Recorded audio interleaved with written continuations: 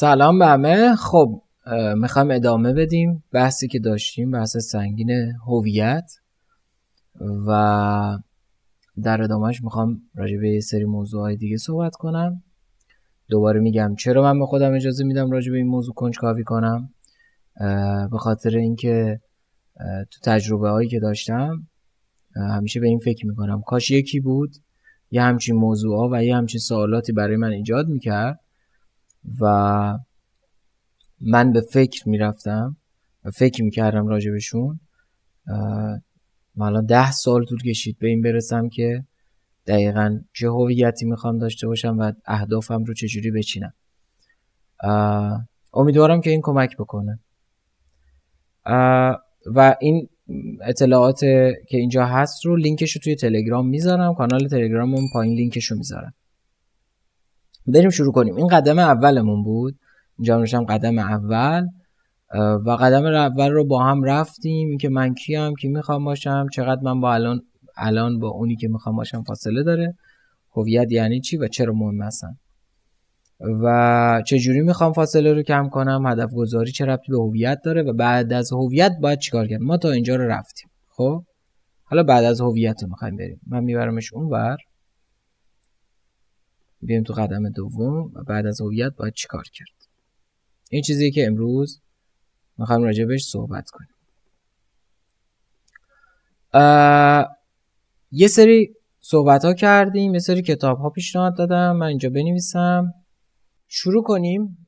تو قدم اول من این سری کتاب حالا معرفی کردم، یه دونه الان اضافهش کردم، مال مارک منسونه، ترجمه ارشاد انتخاب بی‌نظیره، من دوستش دارم. و عادتهای اتمی 7 عادت مردمان موثر، و یه دونه دیگه هم هست حالا اینجا بعداً اضافهش میکنم. اونجایی رفتیم که گفتیم هویت چجوریه، چجوری میتونیم بهش برسیم، چجوری به اهدافمون ارتباط داره. آره، و راجع به این چیزا بحث کردیم توی ویدیوی دیگه، و اینکه هدف گذاری چه ربطی به هویت داره. همه اینا رو عمیق ما راجع بهش صحبت کردیم. خب دوست دارم این اپیزود رو اینجوری شروع کنم با این 3 شعری که ما توی اپیزود دیگه راجع بهش بحث کردیم. از نیت چون عمل پیدا شود، هستیت زیبا و رعنا شود. خلق را تقلیدشان برباد داد، ای 200 لعنت بر این تقلید باد. ای برادر تو همه اندیشه‌ای، مابقی خود استخوان و ریشه‌ای. بریم سراغ قدم دوم. حالا بعد هویت باید چیکار کنیم؟ اول یه ذره راجع به یه موضوعی میخوام صحبت کنم. توی ادولسنس هم بود یه مفهوم به اسم گیگا چت یا چت. این چی هستش؟ توضیح بده.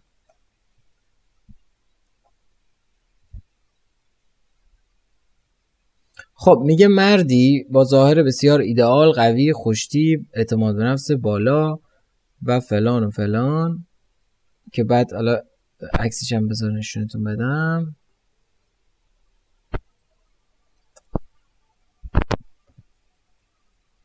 این یعنی بهترین ورژن مثلا ما، یعنی یه همچین چیزی. و بین بچه ها، بین حالا نوجوانا و حتی جوانا، اینجوری که آقا طرف مثلا خیلی آلفا میخواد باشه، طرف چی میگن، آدم اینا نماد مرد اوج جذابیت، قدرت، اعتماد به نفس و کامل بودن، نماد کامل بودن. و برای رسیدن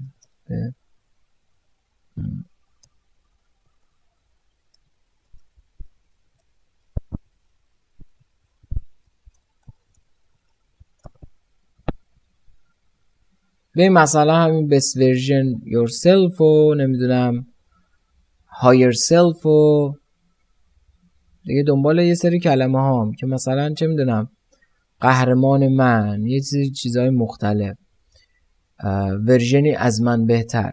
بعد تو میگی اوکی best version of myself، مثلا بهترین ورژن من هیکلش خفنه، پولداره، این شکلی زاویه فک داره مثل همین آقاه، و یه گیگا چت دیگه. خب و اینجوری که یعنی چی؟ حالا این خودش چه برای اینم نیو کنم. پس ما یه چیزی داریم به اسم گیگا چت که حالا نسخه خیلی کاملمونه و ما میگیم آقا این نسخه ای که خفنه، من کلم خوبه، من زبان بلدم، من خیلی چیزا بلدم، من میتونم 10 کیلومتر بدوم، من میتونم یه کارایی بکنم. خب وقتی میام اینا رو میگیم یه سری بذار اینجا بنویسم من هیکل خوبی دارم بی داشته باشم، من مثلا چه میدونم زبان انگلیسیم فول باشه، بتونم 10 کیلومتر بدوم، بتونم 10 تا کتاب هفته‌ای بخونم. نمیدونم مثلا توی اعتماد به نفسم بالا باشه، توی جمع بتونم حرف بزنم، حرفام رو راحت بزنم، هر چی. خب اینا میتونه یه سری هدف باشه. خب مثال اهداف 2 تا تعجب میذارم مهمه. خب اوکی، بتونم 10 کیلومتر بدوم یا بتونم 10 تا کتاب هفته‌ای بخونم، اینا اهداف ماه. خب یه چیزی که من خیلی الان باش مشکل دارم اینه که الان میگن آقا ببین بس ورژن تو این شکلیه، 10 ساعت باید بخوابی، 7 ساعت باید بخوابی، صبح زود باید باشی، 5 صبح باید باشی، حموم آب یخ باید بکنی، نمیدونم چه میدونم از این کارهایی که الان میگن همه باید انجام بدید که زندگیتون خوب باشه و فلان باشه و اگر این شکلی باشید موفقید.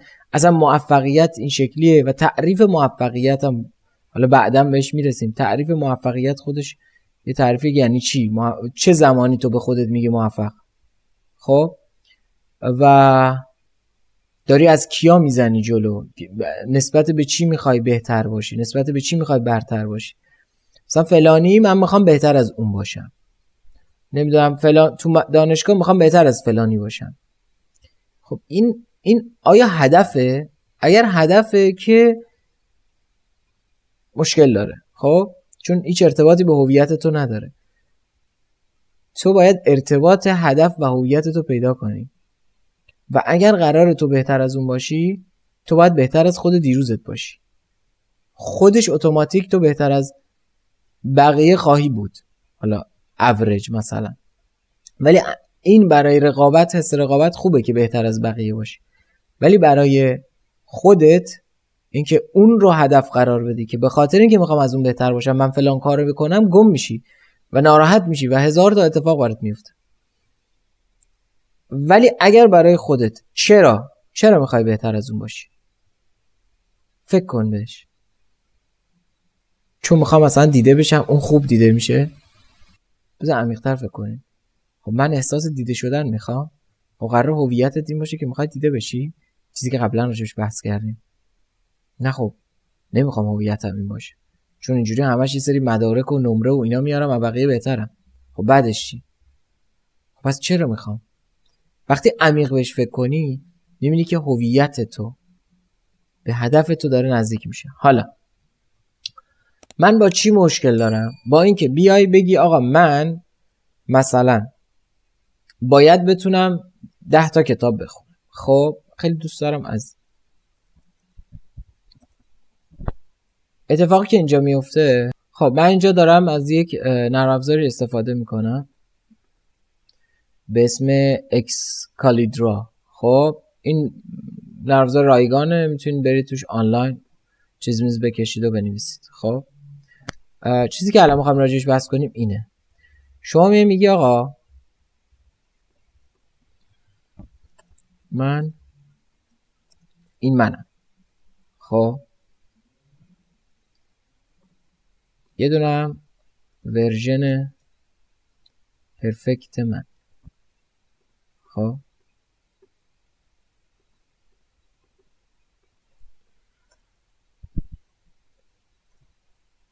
رویایی میتونه باشه، آرزو.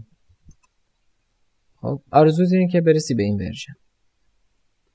اتفاقی که افتاده همه اینجوری هن. خب چیکار داری میکنی؟ ببین من از این 100% مسیر خب الان اینقدرشو رفتم. مثلا اگه بگیم این صفره این صفره، خب میگه من اینقدرشو رفتم، مثلا تا 10 رفتم. اوکی. میگه اوکی خب داری چیکار میکنی؟ میگه ببین من برنامه ریزی کردم که اینجاها رو شروع کنم رفتن، مثلا تا 3 سال دیگه برسم به این ورژن پرفکتی که میخوام. اینجوری هم که خب تو الان چیزی که داری میگی یعنی همین الان داری حس عقب افتادگی میدی به خودت. یعنی اینکه خب اوکی من واو چقدر 80 تا فاصله دارم، 90 تا فاصله دارم با اونی که میخوام باشم. واو چقدر سنگین، خیلی کار باید انجام بدم. ای بابا این چیزی که میگن آقا یه ورژن پرفکت از خودت بساز و شروع کن به اون سمت رفتن، واقعا من باش مشکل دارم. و به نظرم اصلا ببین فقط کلیک خوره، لایک خوره، پخش بشه این ور اون ور، اینستاگرام، اینجور چیزاست، اصلا کاربردی نیست. و بعد یه مدتی هم که تو داری میجنگی با خودت که تو این مسیر بری، چون واقعا با بجنگی، یعنی تو الان برای رسیدن از صفر خودت به این 100 باید بجنگی، چون گفتی باید تلاش کنی، باید مثلا چه میدونم اینجا احتمالاً یه سری چیزم میگی دیگه، مثلا باید وقتی 1 کتاب بخونم، وقتی 2 تا کتاب بخونم، وقتی 3 تا کتاب بخونم، برای خودت معیار میذاری دیگه، سنجش میذاری. بعد میبینی بعد مثلا 6 ماه این عادت، مثلا ممکنه چند تا عادت هم بذاری، بگی فلان عادت فلان عادت فلان عادت، و اینا رو شروع میکنی تیک زدن. خب بعد اینجوری که وایسا ببینم این دوتا رو دیگه دارم انجام نمیدم، پس افتادم عقب. ای بابا اصلا ولش کن، اصلا برمیگردی به همون صفر خودت. من اینم دیگه، من همینم، من نمیتونم برم به سمت اون. هر بار تلاش کردم برم به سمت اون شکست خوردم، هر بار خواستم برم ها، هر بار خواستم لاغر کنم ها، ولی نتونستم، هر بار خواستم بدوم ها ولی نتونستم، هر بار خواستم نمیدونم اعتماد به نفسم رو بالا ببرم ها ولی نتونستم. یعنی به چشم یک چیزی که باید انجام بدیم و به یک چیز دیگری برسیم بهش نگاه میکنیم. این خیلی بده و اصلا کاربردی نیست. حالا چی اینا رو گفتم که چی بگم؟ اینا رو گفتم که اگر همین الان اون باش، این ورژن پرفکت تو، خب بیام اینجا، ورژن پرفکت، این هم مسیر زندگی. خب شما همین امروز این باش. چجوری میشه؟ من چجوری امروز این باشم؟ خب با هم میریم جلو. بگیم ورژن پرفکت من چه ویژگی‌هایی داره. خب مثلا بذار من یه دونه از این آواز کنم. چه ویژگی داره؟ خب بریم اینجا از اینا برداریم. 10 تا کتاب هفته‌ای بخونم، بتونم 10 کیلومتر بدوم. بیم روی این بحث کنیم، رو ورژن پرفکت من که تو پرانتز میخوام بگم چیه، یک دونده موفقه. خب توی این برای دونده موفق بودن تو هی میای چی میگی؟ میگی آقا من الان دونده موفق نیستم. این شاید با این مثال خیلی بهتر باشه. من الان دونده موفق نیستم. کی دونده موفقم؟ زمانی که یه ماراتون رو برم. ماراتون چقدره؟ فکر کنم 42 کیلومتر. 42 کیلومتر. الان که نرفتم، درسته؟ پس من دونده نیستم. نه ما کنیم دونده. من میخوام دونده باشم. اوکی. ورژن پرفکت من یه دونده است. 42 کیلومتر باید برم. هر وقت تونستم 42 کیلومتر بدوم یک تیک، من چیم؟ من آدم موفقیم. پس من هی میدوم. 1 کیلومتر میدوم، 2 کیلومتر میدوم، 1 کیلومتر، 2 کیلومتر، 3 کیلومتر. خب و هی بهش ممکنه نرسم و اگر نرسم چقدر داغون میشم، چون الان این چیه؟ این کیه؟ این یه من ناقصه، این یه منیه که دونده نیست، اونی که میخوام نیست، استراب میاره، نمیدونم چیزایی درگیری فکری میاره و همیشه با خودت ناراحتی، تو آرامش نیستی، اذیتی و هر بار که میری میدوی ممکنه 6 کیلومتر بدوی. خب الان دویدی رسیدی به 6 کیلومتر. نه من 6 کیلومتر دویدم، من دونده نمیشه و ممکنه ول کنی. خب سخته. به مسیر موفقیت همیشه میگن این شکلیه، شما اولش هی تلاش میکنه هیچی نمیشه، ولی یهو میره بالا. خب و تو اینجا دست میکشی، اینجا اون 6 کیلومتر است. حالا بیم اینجوری که من مانیفستی که من به ذهنم میرسه و میتونیم راجبش کنج کاوی کنیم و بحث کنیم چه شکلیه. بیم میگیم آقا من همین الان من دونده موفقم. خب دونده موفق چیکار میکنه؟ چیکار نمیکنه؟ اوکی. دونده موفق بیم بگیم 2 تا در نظر بگیریم.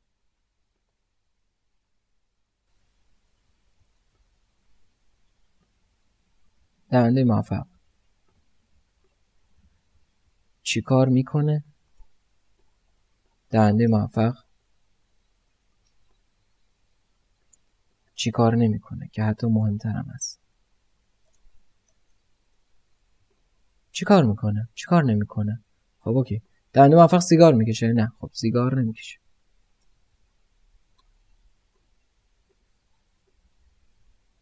دیگه چی؟ دونده موفق احتمالاً مثلا میگم آب زیاد بخوره. دونده موفق دیگه چیکار میکنه؟ چیکار آب زیاد میخوره باید بیادیم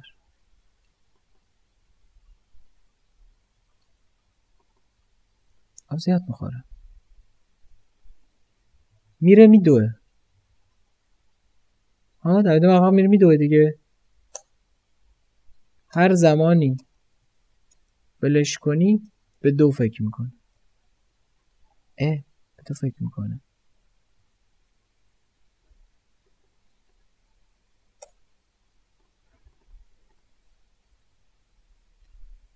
تغذیه‌اش رو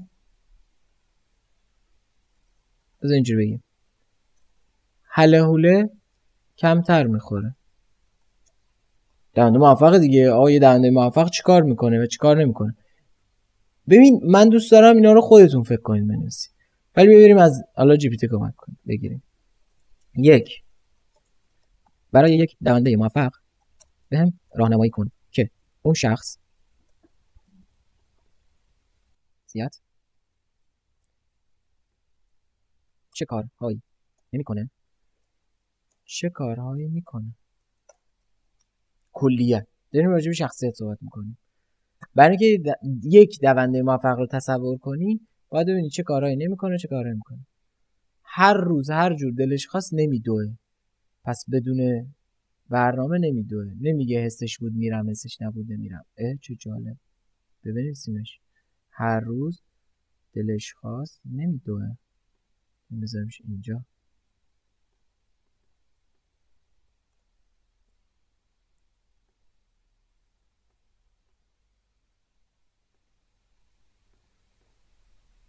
تمرین و فدای حال لحظه‌ای نمی‌کنه.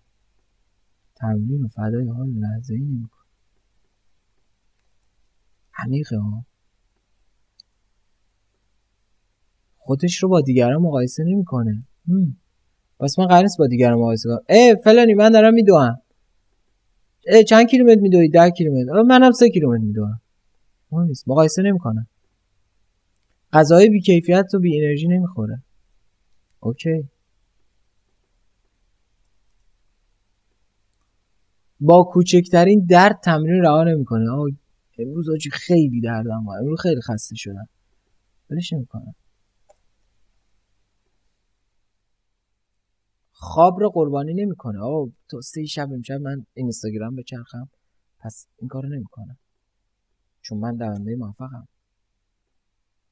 با یک شکست یا روز بعد ناامید نمیشه و میدونه که پیشرفت زمان میخواد. درسته؟ حالا ببینیم چیکار میکنه. برنامه داره حتی ساده. آقا روزای استراحت، روزای 2 مشخصه. همین. اینجا من اینو پاک میکنم چون داره بهتر. به بدنش گوش میده. اگه دید بدنش درد میکنه میگه اوکی، اینقدر دیگه فشار نمیخوام بیارم.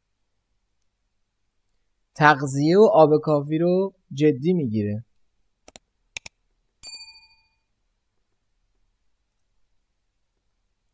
فرم دویدن رو درست میکنه. اوکی، چجوری؟ چند تا حالا میگم، اینا خودش شاخه داره دیگه. پیوستگی رو مهمترین اصل میدونن.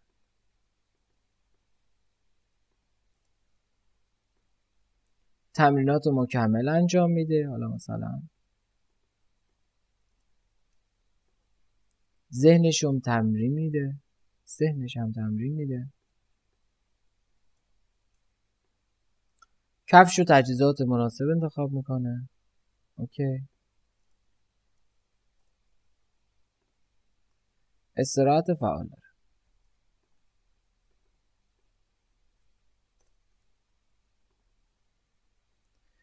خب حالا جالب، پروفایل کردن. میتونیم بگیم آقا پروفایل کامل شخصیت فلان را بده. مثلا میتونیم یه تمپلیت درست کنیم برای هر چیزی که فکر میکنیم و هر ورژن خفنی که خودتون داریم. حالا بگید ببینم واقعا الان میتونیم باشیم ورژن موفقمون یا نه؟ من نمیتونم همه اینا رو امروز انجام بدم. باشه، اوکی. الان شروع کن، بگو من اینم، بگو من ورژن موفقم. خب این ورژن موفقی هم که فعلا سیگار نمیکشه. اوکی، حله حوله فعلا کمتر میخوره. همین دوتا. تو همین الان ورژن موفقی. تو همین الان یک شخصیت دونده موفق شدی.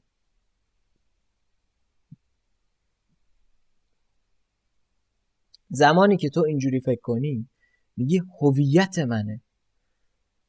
هویت من چیه؟ هویت من دونده است. برسیم به هویت من دونده است.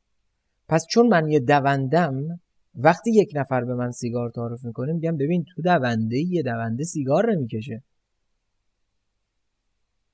نه که من سیگار نمیکشم، من که دوندم سیگار نمیکشم. چون وصلش کردی، گره زدی هویتت رو با ورژن پرفکتت. همین الان همونم. من اگه قرار باشه ببین دارم سیگار میکشم خب، ولی قرار دونده خفنی بشم، برای همین قراره بذارمش کنار. خب آره، چون ورژن پرفکتت یه جایی گذاشتیش دور، بعد بجنگی بهش برسی. همین الان بشو، همین الان ورژن پرفکتت بشو، با همین کارهای کوچیک، با همین زنجیرهای هویتی. یه چیز جالب بهتون بگم، توی بحث اجتماعی، بحث پرسونال برندینگ، حتی تو بحث پرسونالیتی که توی جاهای مختلف میسازید، اینا رو تو میمونه. یعنی اگر جایی کسی به سیگار تعارف کرد، توی شرکتی بودی، الان مدرسه که میدونم الان وضعیتش خرابه، ولی هر جایی که بودی، دانشگاه بودی، اگر یک نفر در بین اون جمعیت 10 نفره بهت گفت سیگار بکش و تو گفتی نمیکشم چون دوندم، از اون روز به بعد تو دونده حسابی بین همه و شخصیتتو ساختی و اون پرسونالیتی و پرسونایی که از خودت میخوای در جامعه گذاشتی و این برات اعتبار میاره، کردیت میاره. یکی بهت زنگ میزنه میگه فلانی مثلا بود دونده بودی، من یه جای آگهی دیدم، میخوای بری بدوی، میخوای مربی شی، میخوای پول بهت بدیم، میخوای ارزش خلق کنی تو همون مسیری که تو دوست داری. چرا؟ چون اینو به هویتت گره زدی. چون هویتته. زمانی که تو با هویتت اهدافت رو بچینی، ازش پولم میتونی در بیاری. حالا این خیلی رفتم جلو، ولی میخوام بگم وقتی که ورژن پرفکت تو الان باشی و از فردا بگی اوکی هر روز یه اخلاقشو من برمیدارم، ماهی یه دونه. خب من الان هستم من الان ورژن پرفکت هستم، ولی ماهی یه دونه از این اخلاقا رو تکرارش میکنم. چرا؟ چون میخوام تکرارش کنم که تبدیل به هویتم بشه، تبدیل به عادتم بشه، تبدیل بشه به، و اینجوری میتونم سرنوشتم رو رقم بزنم طبق اون فرمولی که تو این یکی ویدیو با هم صحبت کردیم. پس همه اینا اهداف نیستن. من هیکل خوب باشم، چرا خواهی هیکل خوبی داشته باشی؟ میخوام، یکی میگه چون میخوام خوشگل باشم. اوکی، بیا فکر کن چرا میخوای خوشگل باشی. مثلا میخوام فلان کار بکنم، فلان چیز رو داشته باشم.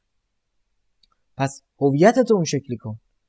بگو من میخوام، یه کسی که هیکل خوب داره کیه؟ ویژگی چه افرادیه؟ بیا بپرسی مثلا من میخوام یک هویت پیدا کنم برای هدف کاهش وزن و داشتن هیکل خوب. چه هویت هایی این ویژگی رو دارن؟ ببین این یک ویژگی داشتن هیکل خوب. بذاریم ببینیم چی میگه. ببین هویت ورزشکار روزمره، هویت کسی که مراقب بدنشه، فیتنس لایف استایل، مثلا شخص سالمندیش، کسی که به خودش قول میده و عمل میکنه، لایت اکتیو هستن، اکتیو پرسن، کسی که بدنسازی رو میفهمه، کسی که به آینده خودش احترام میذاره. میبینی؟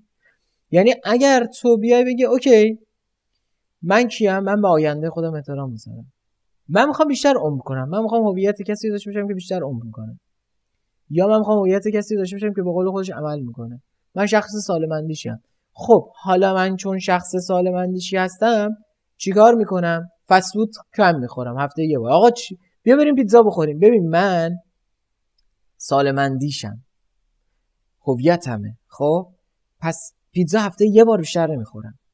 میرسی به اون دیسیپلین، این ریشه همه چیزه. این هفته یه بار بیشتر پیتزا نمیخورم. چی شد؟ هیکلم خوب شد، به خواستت رسیدی. چرا؟ چون ساید افکت این هویت اینه. ساید افکت خوب دیگه، حالا ساید افکت همیشه بد نیست، این ساید افکت ها خوبن. پس اینجا داریم راجع به این صحبت میکنیم که تو این اهداف رو باید تبدیل کنی به هویت و زنجیرشون کنی. ساید افکت چیه؟ من زبان انگلیسیم فول باشه. هر کدوم اینا، من زبان انگلیسی میخوام فول باشه. بیا حالا هویت من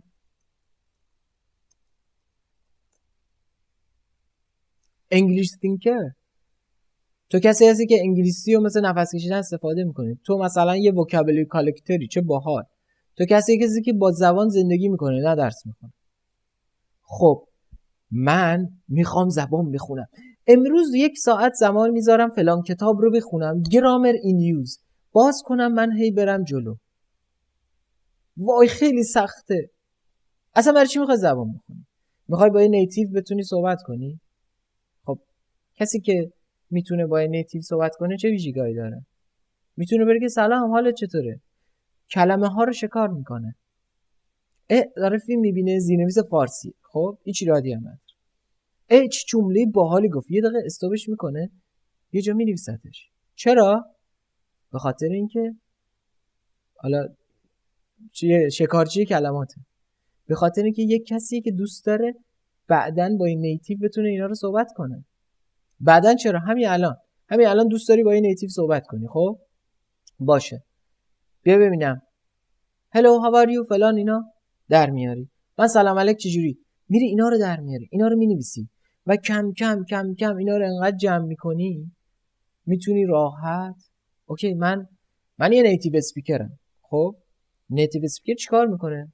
خب اخبارش رو انگلیسی میخونه، اینستاگرامش کلا انگلیسیه، ویدیو فان هم میخواد ببینه انگلیسی میبینه، درسته؟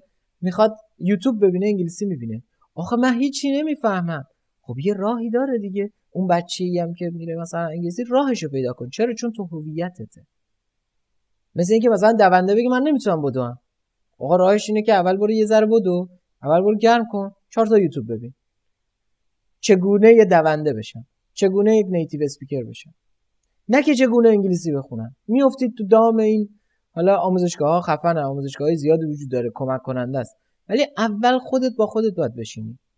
و الان جهان امروز اینجوریه که سلف لرنینگ و سلف ادویکیشن ترکونده، یعنی تو با واقعا نشستن خونه میتونی همه کار بکنی. میبینی کاری که میکنی، یوتیوب به انگلیسی نگاه کنی، همین چیزا که داشتم میگفتم. آها حرف زدن، حرف من نمیخوام با نیتیو اسپیکر حرف بزنی، هیچ کی هم نمیخواد. برو داخل اتاق در خود ببند، صداتو ضبط کن، hello how are you I fine thank you and you، قطع کن. بعد بیا صدا رو پلی کن برای کسی که یه ذره انگلیسی بلده. نه زشته. چرا زشته؟ مگه نمیخوای حرف بزنی؟ تو حالا مهاجرت میکنی میری کشور خارجی، ببین وقتی گرسنت باشه، خب وقتی نیاز داشته باشی، وقتی مجبوری انگلیسی حرف بزنی، میری میگی آقا چیز برد فلان که فقط بهت نون پنیر رو بدن. خب چون هویتت اینجا تغییر. من انگلیسی زبونم. ما آدمی داریم که مهاجرت کرده یک کلمه انگلیسی نمیتونه حرف بزنه. آدمی داریم که تازه اومده نیتیو صحبت میکنه. چجوری این تونسته تو ایران انقدر خوب صحبت کنه، این یکی که مثلا 4-5 سال اینجاست نتونسته انگلیسی حرف بزنه؟ بحث همینه. بحث اینه که میدونه هویتش چیه، میدونه چرا داره این کارو میکنه، میدونه اون آیدنتیتی که برای خودش ساخته که قراره مثلا ایلان ماسک زمانه باشه، نیاز داره بلد باشه انگلیسی و به کارش میاد و فردا قراره مثلا مصاحبه کنه، یه جایی اینترویو داشته باشه. پس این رو یادمون باشه. چیکار نمیکنه، چیکار میکنه، ورژن پرفکتت. بیا و اینا رو بنویس و فکر کن و از همین امروز ورژن پرفکت خودت باش. خیلی ممنونم که تا اینجا گوش کردین. دمتون گرم. امیدوارم که یک نفر حتی بتونه از این موضوع استفاده کنه. کنجکاو باشید.